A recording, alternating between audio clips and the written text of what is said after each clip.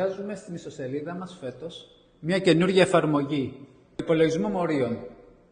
Όλοι οι μαθητές που έδωσαν πανελλαδικές μπορούν να βάλουν εδώ και να υπολογίσουν τα μόρια τους και να φτιάξουν δυνατά σενάρια μηχανογραφικού. Πατάμε γελ, επιλέγουμε ένα πεδίο και βάζουμε βαθμούς.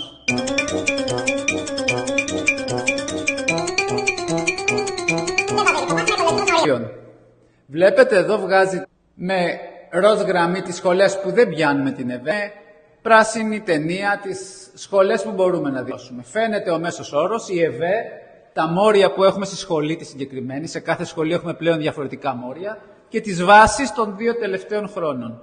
Μπορούμε εδώ να επιλέξουμε τις σχολές που μας ενδιαφέρουν.